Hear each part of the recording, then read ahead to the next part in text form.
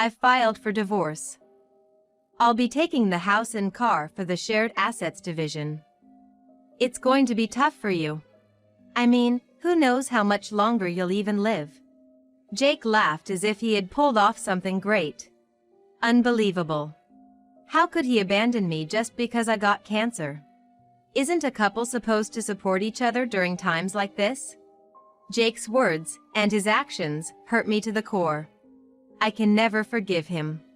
I'll bring him down, make him see hell.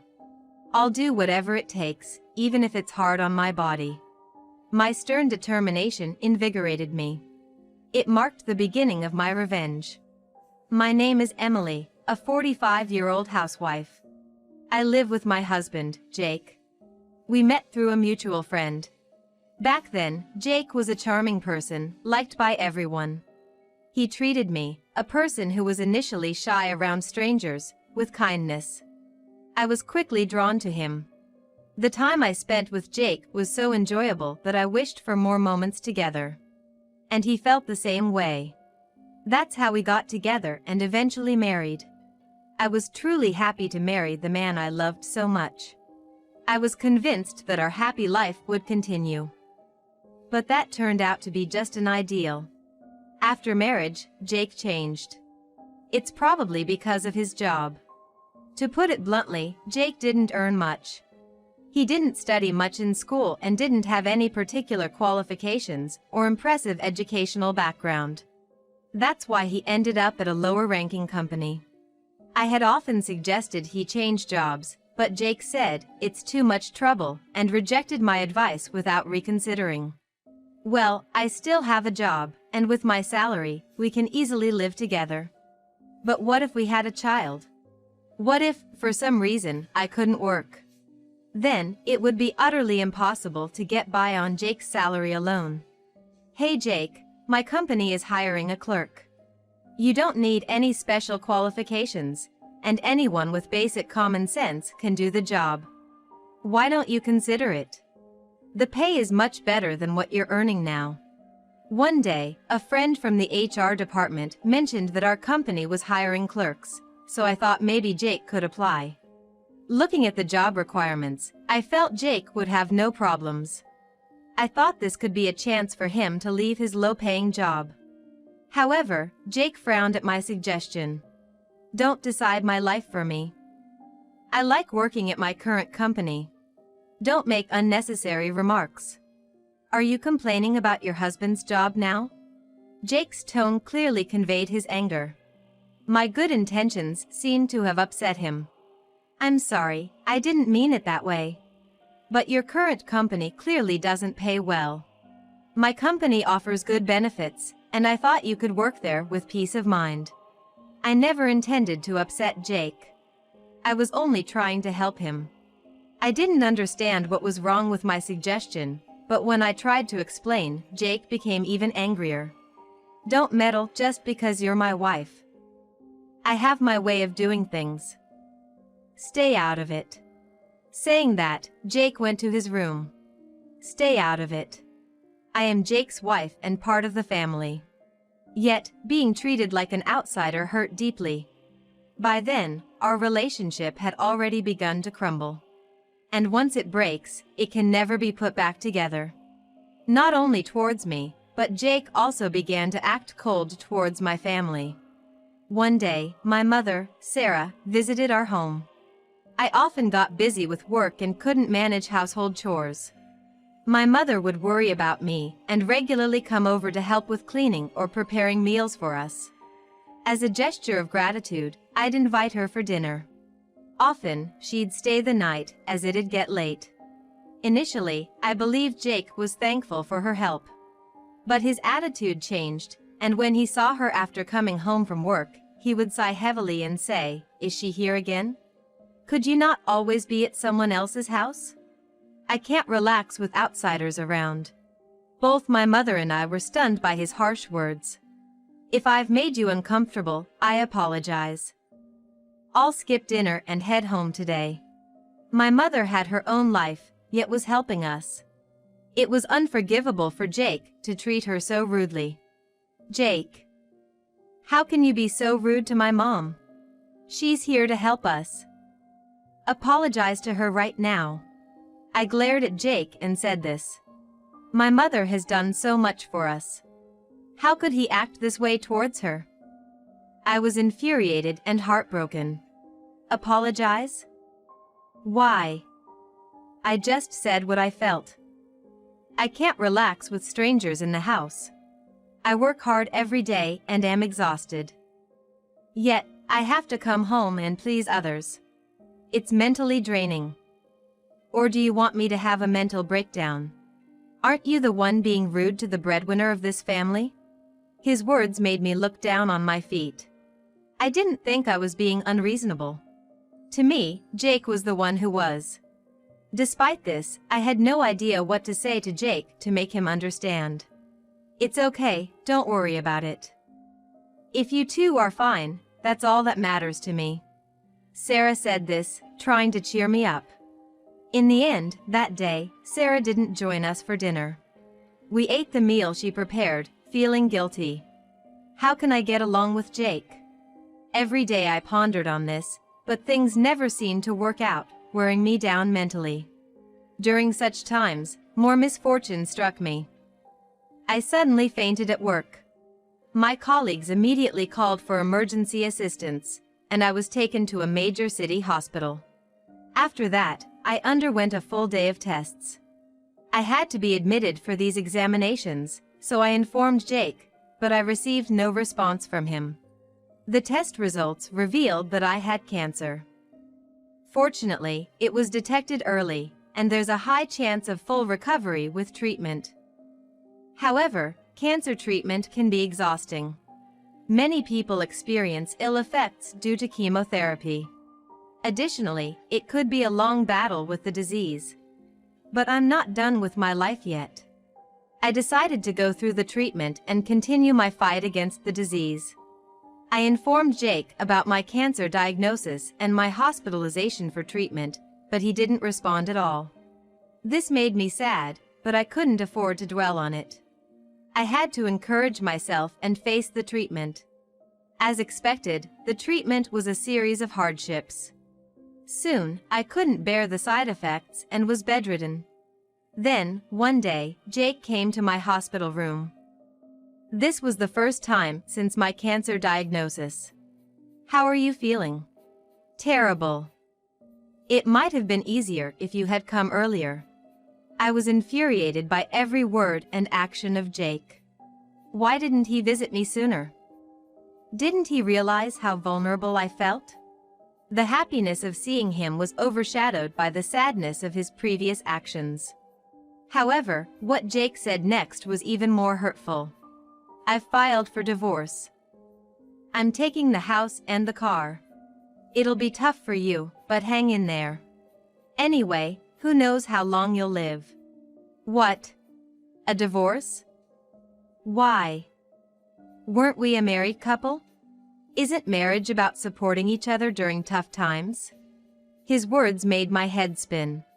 Those words were enough to cool the love I had for Jake. I don't need Jake anymore. I can lead my own life. So, I don't need Jake in my life anymore. He underestimated me, but I'll make him regret it. I'll bring him down and show him hell. With that goal, I decided to take action. Understood. I'm sorry for all the trouble I've caused. You can do as you please with the divorce, the house, and the car. Thank you for everything. As I said that, Jake looked surprised but laughed happily. I'm glad you understand. I was wondering what to do if you threw a tantrum here. Anyway, take care. Don't bother inviting me to your funeral. Saying that, Jake left the room. Once he was gone, I couldn't hold back my grin any longer. Jake had fallen right into my trap. From now on, Jake will be the one to see hell, not me. I went to the public phone space and called a certain individual. Someone from my company. Hello, I have a favor to ask. Saying that and conveying the request, the person was initially surprised, but soon responded with understood. All the arrangements have been made. All that's left is to wait for things to start moving. Until then, I'll be living my life fighting the illness, waiting for the right time.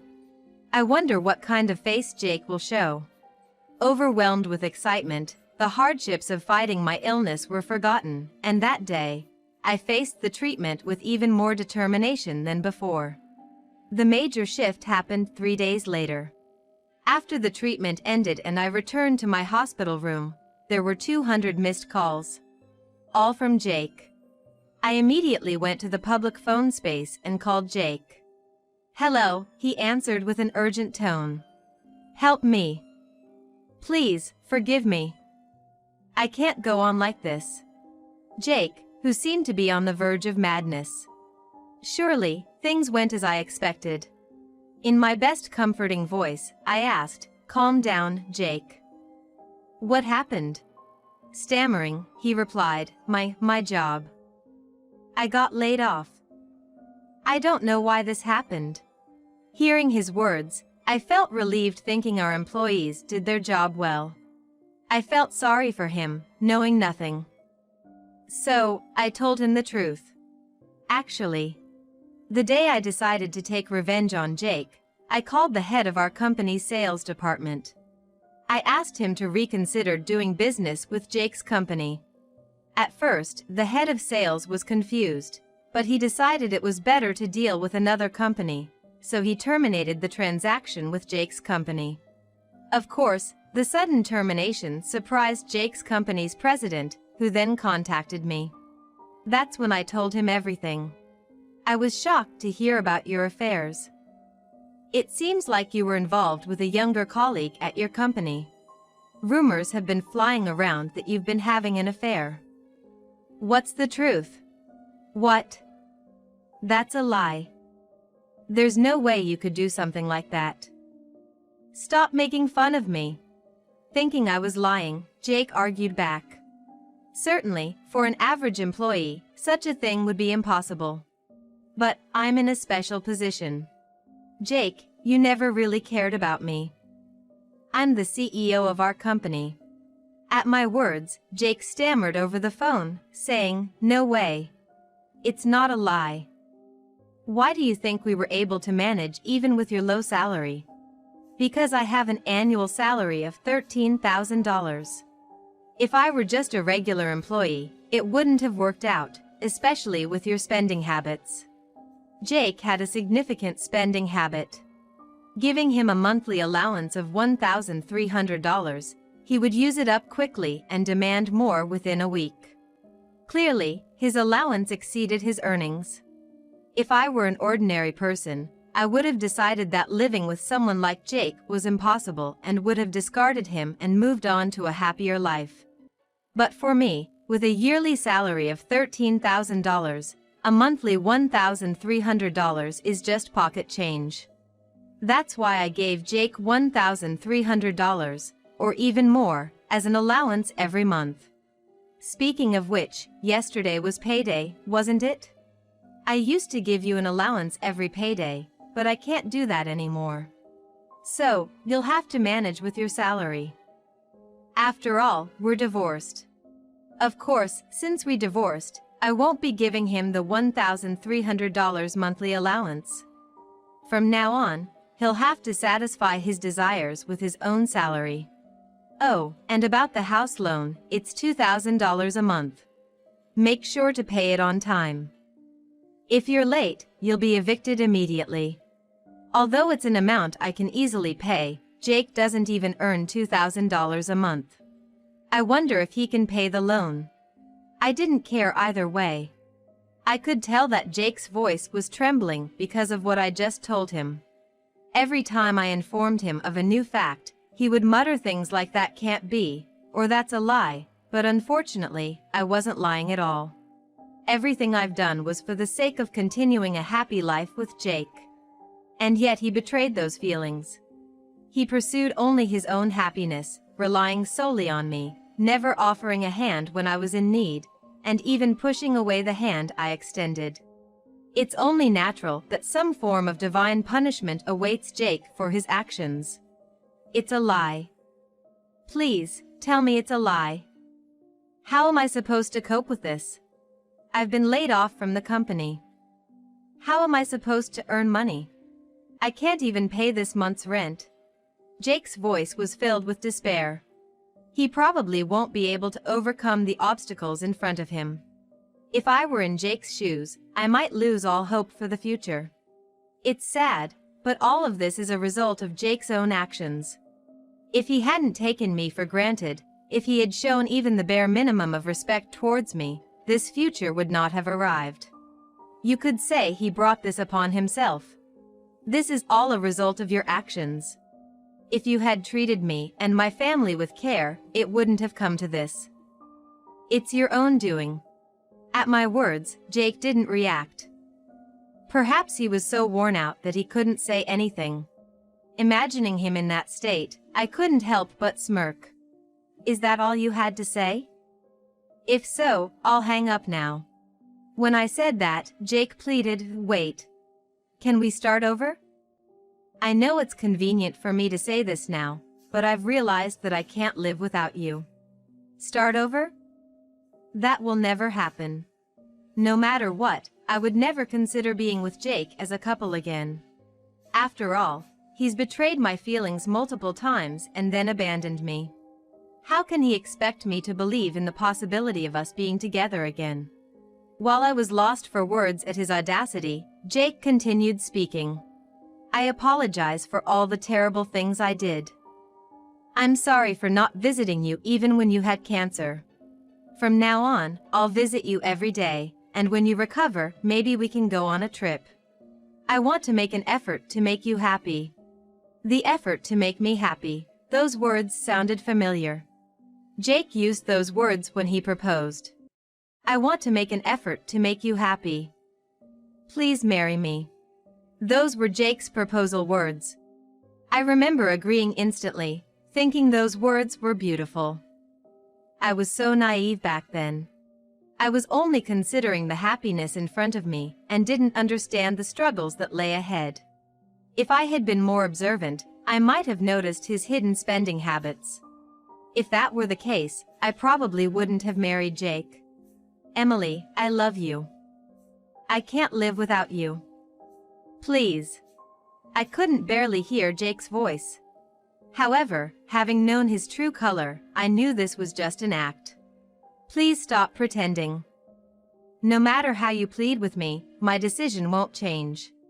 I will never go back to you. I clearly conveyed that I had no intention of reconciling with him. Yet Jake persisted. Please, don't say such sad things. I need you, Emily. Please come back. Stay with me. On the other side of the call, Jake desperately pleaded. The old me might have been swayed by his words and considered reconciling with him. However, I've made up my mind to cut ties with Jake. Deep down, I truly believe that I can't continue life with him. So, no matter how much Jake clung to me, or how much he said he wanted to be with me, I no longer felt the need to support him as I once did. It's pointless. No matter what you say, I won't be fooled anymore. Plus, you have a mistress, right? Why not enjoy your life with her? Indeed, Jake had someone else. I heard this from the president of Jake's company, so it's probably true. Even though he has someone else, the idea that he can't be without me is contradictory. I'm sure that while Jake says he can't be without me, he's probably saying the same thing to the other woman. Jake is that kind of man. He'd throw away his pride and suck up to someone stronger than him to secure a place for himself, all to protect himself. Sorry, but no matter what you say, there's no going back. Take care with your affairs. From now on, don't contact me. If something comes up, contact my lawyer. Take care. As I said this, Jake shouted once more, wait. Please, reconsider. I can't go on without you, Emily. Please don't abandon me. I have no one else to rely on. Jake's words were probably heartfelt. If I hung up the phone now and blocked Jake's number, he'd be left with no one to rely on, forced to fend for himself. He'll have to curb his spending habits and pay rent. He's lost his job, so he has to find a new one. But the jobs available to Jake now are very limited. It's unclear if he can even get re-employed. If I abandon Jake now, he's headed straight for hell. And that's exactly what I wanted. So I said, I don't care about you. Goodbye, and hung up the phone. I immediately blocked Jake's number and asked the nurse not to let Jake visit me. It now became difficult for Jake to contact me. I've done so much for Jake for so long. Finally, I was free from his grasp. Later, according to my lawyer, Jake kept trying to meet me. But since I told my lawyer I didn't want to see him, my whereabouts were kept secret. By the way, on my lawyer's advice, I decided to file a lawsuit against Jake about his affair. Initially, I didn't intend to, but it's better to get what we can get. Of course, I knew neither Jake nor his mistress had the means to pay for the compensation. In fact, Jake had debts from unspeakable places. Now, Jake is working unspeakable jobs to pay back those debts, which have swelled with interest. As for the other woman, she ran away to avoid paying compensation. However, her parents were furious when they found out, and now she's working like a slave at home. As for me, after a long battle with illness, I'm now cancer-free. To everyone's surprise, I recovered quickly and am now back at work. I personally thanked the head of the sales department who helped me. Since then, I've received several marriage proposals upon hearing I'm single. But having been hurt in marriage before, I want to stay single for a while.